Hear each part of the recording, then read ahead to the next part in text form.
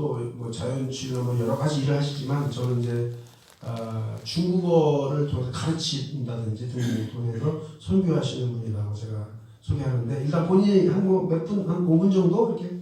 네.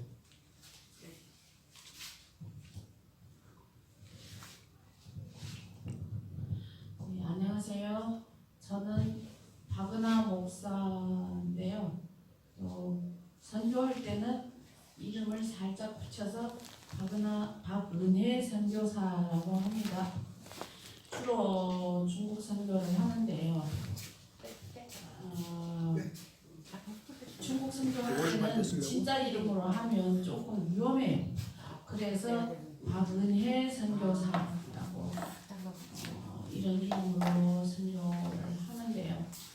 일단 1차적으로는 여기 인천에 있는 한반도 복음 방송이라고 있어요. 거기에서 제가 강도사 때 목사님이 전에 강도사 때 거기 한반도 복음 방송에서 중국 선교사라고 위촉장을 받았습니다. 그러면 그때가 한 10년 전입니다. 그리고 그 다음에 서울에 있는 열방선교회라고 있습니다.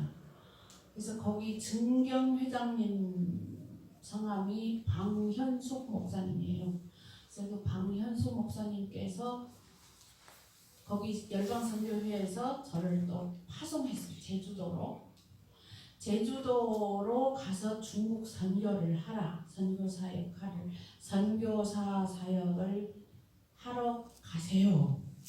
그래서 선배 목사님이 그 안에 계셨어요. 그 선교회 안에 그분이 선교부 부장이었어요. 선배 목사님이 역시 주순배 목사님인데 여기 한국 와서 알고 보니까 고향 목사님이에요. 그래서 저는 그때만 해도요. 제주도가 아주 황량한 섬인 줄 알았어요. 막 바람 불고 돌이 불러가고 막 잡초만 있고 막 그렇게 생각했던 거예요. 아무 이유 없이 그렇게 생각했던 겁니다. 그러니까 제주도라고 가본 적이 없어요. 그래서 나 안 갈 거야. 제가 한국 온 지 지금 17년 됐습니다. 그래서 지금 한국 국적은 일부러 받지 않고 있어요. 중국 국적을 갖고 있어야만 중국 선교할 때 왔다리 갔다리 할 때 편하고 뭐 초청장이니 뭐 비자니 뭐 이런 거 너무 복잡하게 됩니다. 중국 선교할 때 너무 불편합니다. 그래서 일부러 그냥 우리 형제들은 다 또다시 한국 국적을 회복했는데 제가 그냥 아직 중국 국적을 포기 안 하고 한국 영주권자로 한국에 쭉 살고 있습니다. 그래서 뭐 신학도 다 한국에서 하고 중국서 조금 하다가 다시 한국으로 와서 어렵게 왔습니다. 와가지고 출석 수업을 하고 그다음에 교수님들이랑 얼굴 보면서 마음껏 공부하고 채우고 많이 채웠습니다. 그래서 그렇게 하고 목사 안수 받는 것까지 쭉 하고 그다음에 강도사 때 선교사가 됐고 근데 그래서 제주도 가는 것이 하나님 나 제주도 안 가고 싶어요. 나 여기 서울에 내가 10년 넘게 내가 쌓아놨는데 쌓은 거는 없지만 그래도 뭔가는 쌓아놓은 것이 있는데요. 내가 제주도 누구도 모르는데 가서 어떻게 해요? 그 황량한 섬에 가서 어떻게 해요? 했는데 그래서 선배 목사님이 그러면 박은하 강도사 저기 하면 힘들면 기도해. 하나님 앞에 기도하세요. 하나님 제가 제주도 가야 돼요? 말아야 돼요? 이렇게만 기도하래요. 내가 수시로 기도하래요. 그래서 알았어요 하고 진짜 수시로 기도했어. 새벽에 기도하고 낮에도 기도하고 밤에도 기도하고 계속 기도했는데 훌쩍 2주가 지나갔습니다. 시간이. 근데 그때만 해도요. 하나님과 진정한 대화가 별로 없었어요. 그냥 기도하고 하나님 이거 해주세요 저거 해주세요. 근데 그때 구주 되는데요. 갑자기 저의 인생에서 처음으로 하나님께서 주님께서 음성을 들려주셨어요. 시간은 언제냐면 3시, 새벽 3시. 그때만 해도 저 혼자 살 때인데 그냥 저 혼자 자는데 우연히 3시에 눈 떠서 일어나 앉았어요. 일어나 앉았는데 불 켜고 앉았는데 갑자기 음성이 들려와요. 처음으로 주님 음성을 들었어요. 작은 소리인데 안에서 들려와요. 밖에서 오는 소리는 아마도 마귀일 거예요. 근데 안에서 들려오는 조용한 목소리로 부드러운 목소리. 아버지가 딸을 부르는 목소리. 내 딸아 가거라. 이렇게 5글자. 한국말로 내 딸아 가거라. 아버지! 막 엎드렸어요. 그냥 막 그 자리에 막 엎드려서 아버지 제가 바로 출발하겠습니다. 방도 안 빼고 진보다리만 싸놨어요. 근데 증경 회장님이 딱 전화 왔어요. 방현수 목사님이 7시 되자마자 날이 조금이 밝았는데 전화 왔어요. 선교사님, 그때만 해도 선교사 저기 받았어요. 선교사 안수 받고 파송 예배 다 끝났는데 지금 미기적거리고 안 가고 있는 거예요. 근데 선교사님, 비행기 표를 사야 되는데 이번 주로 살까요? 다음 주로 살까요? 회장님, 나 내일 당장 출발하겠습니다. 오늘부로 출발하겠습니다. 오늘은 안 되고 비행기 표가 내일 되는 거예요. 내일 출발하겠습니다. 첫 비행기로 출발하겠습니다. 그럼 방이고 뭐고 방이고 뭐고 그냥 바로 출발합니다. 그래서 짐보따리 싸갖고 근데 처음에는 가보고 와서 짐 싸갖고 간다. 근데 아니야. 그냥 갑니다. 그냥 갔어요. 거기 제주도의 세계 선교센터의 목사님 부부는 은퇴하신 목사님 부부인데요. 중국 선교를 20-30년 하셨어요. 근데 좋은 사역자 보내달라고 1년 내내 기도하셨어요. 근데 저는 여기서 9주 동안 가야 돼요 말아야 돼요 이러고 있었어요. 근데 딱 비행기 공항에 도착하자 두 분이 같이 마중 나오셨어요. 그래서 아래로 훑어보더니 끄덕끄덕 하시는 거예요.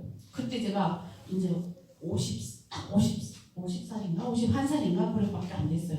지금은 58세 됐어요. 근데 거기 이제 딱 들어가 보니까 세계 선교센터가요. 반짝반짝 새 건물인데 막 아주 호텔같이 해놨어요. 2층 건물인데 그 유기상 목사님이라고 큰 교회에 은퇴하셔서 이제 20억 받았대요. 저기. 그래서 그거를 한 푼도 딴 데는 안 쓰고 다 제주도에 땅 사고 건물 짓고 딱 세계 선교센터 딱 오픈하신 거예요. 근데 마지막 마무리 공사 아직 하고 있어요. 근데 제가 막 들어갔어요. 자갈길에 막 그냥 톱밥에 막 맨발로 그냥 들어갔어요. 거기에 들어가서 막 딱 기도했어요. 하나님 감사합니다. 새 건물이라서 감사한 거 아니고 제가 그래도 제가 할 일이 있겠구나. 청소하고 뭐하고. 근데 중국 신학생들, 목회자들, 사역자들이 막 단체로 옵니다. 왜냐? 중국 선교를 20-30년 하셨잖아요. 교회도 한 40-50개를 설립했어요. 근데 그때 뿌린 씨앗들이 막 2세들이 막 동생들 2세들 막 자녀들이 막 제주도로 오는 거예요. 그때 설립한 교회의 목회자들이 막 제주도로 보내는 거예요. 막 가서 이제 공부하고 와라. 채워서 와라. 중국에서 신학 공부했지만도 이제 더 많이 채워야 되잖아요. 그래서 막 오는데요. 다 2030들이 많아요. 20대, 30대, 10대 후반도 있습니다. 10대 후반은 자기 부모님 같이 두 분 다 신학교 가니까 베이징에 신학교 공부하는데 부모님 모셔다 드리고 돌아서서 고향으로 가려고 했는데 따님이 딱 하나님 앞에 붙들린 거예요. 거기 신학교 거기 꼼짝 못하고 거기 같이 공부한 거예요. 세 식구가 그 베이징에서 신학 공부하는 거예요. 근데 원장님은 조선족 여자분 원장님이에요. 신학교 원장님이. 그래서 근데 제주도도 같이 왔어요. 세 식구가. 엄마는 뇌졸중 후유증으로 이렇게 왔고 휠체어 타고 비행기에서도 휠체어 접어놓고 내려서 또 휠체어 타고 그렇게 왔고 아버지는 건강하신데 너무 지쳐고 힘든 상태고 그렇게 왔는데요. 금방 와서는 그 엄마가 막 이렇게 걸음을 제대로 못 걸었는데 한국에 와서 제주도에 와서 뭐 특별히 치유한 거 없어요. 근데 말씀 공부하고 기도하고 예배드리고 찬양하고 했는데 마음껏 찬양하고 마음껏 통성기도하고 울고 불고 눈물바다 대고 그렇게 했는데 치유가 됐어요. 그리고 이스라엘 선교사님들이 다 우리 한국 목사님들이에요. 이스라엘에서 막 비행기 타고 날아와서 막 가르치는 거예요. 무슨 뭐 교과서로 가르치는 거 아니고 본인들이 가장 자신 있게 가르칠 수 있는 것을 갖고 와서 가르쳐요. 그러니까 이 신학생들 목회자들은 막 그냥 메마른 해변이 물을 빨아먹듯이 막 그냥 밤낮으로 공부하는 거예요. 뭐 바다 구경 안 가. 뭐 쇼핑하러 안 가. 밤낮으로 공부해요. 그리고는 치유가 됐어요. 그 어머니가 이게 걷지도 못하다가 갈 때 중국 돌아갈 때는 한 달 거쳐서 중국 돌아갈 때는 똑바르게 걸어갔어요. 그래서 자꾸 나한테 물어봐요. 선생님 라오스라고 해요. 라오스 선생님 전도사님 강도사님 합쳐서 라오스라고 해요. 선생님이라고 해요. 중국서는 내 이 병 어떡하면 고칠 수 있어요? 자꾸 나한테 물어봐요. 10번 이상은 물어봤습니다. 그래서 제가 너무 답답해서 주님, 이분은 이 자매님은 어떡하면 나을 수 있을까요? 그랬는데 한참 지나서 딱 떠오르는 것이 주기도문 1000번 외워라. 그것이 저한테 떠올려 주시는 거예요. 그래서 나도 잘 모르겠는데 자매님 주기도문을 하루 동안에 1000번 외워라. 누군가는 이렇게 해서 낫다 하더라. 내가 직접 들었다. 근데 해보라. 사람마다 다르니까 안 될 수도 있고 될 수도 있는데 믿음으로 해보세요. 알겠습니다 하고 저녁 때 나한테 얘기해요. 선생님 내가 1000번 외웠습니다. 진짜요? 1000번 외웠어요. 1000번 외웠어요. 하나하나 써가면서 외웠대요. 1000번 외웠대요. 그리고 나서 한 주 되지도 않아서 많이 좋아지더라고요. 선생님 나 지금 걸을 수 있어요. 원래는 못 걸어요. 휠체어로 해야 되는데 휠체어 없이는 억지로 비틀거리면서 이제 한옷을 가는데 이렇게 하나님께서 기적을 나타내 주시는 거예요. 그리고 다른 내적 치유, 마음의 상처, 그 신학생들 우리 할아버지가 저기에요. 그 뭐지? 불타는 그 무당. 네, 무당. 우리 할머니가 무당이에요. 그 20대, 30대 파릇한 신학생들이 그것을 자기네 선생님한테 얘기 못하고 마음속 깊이 숨겨뒀다가 저한테 막 풀어놓는 거예요. 옥상 위에 올라가서 비밀리에 저하고 1대1로 대화해. 어떻게 하면 좋아요? 할아버지가 무당이고 외할머니가 무당, 다른 신학생은 또 외할머니가 무당이래. 그래서 또 일일이 다 어루만져주고 제가 배웠던 거를 총동원해서 또 이제 상담을 해주고 기도해주고 끌어안고 기도해주고 같이 울고 했는데요. 그것이 다 치유돼서 중국 들어가서 교회 사역자가 돼가지고 저한테 전화 와요.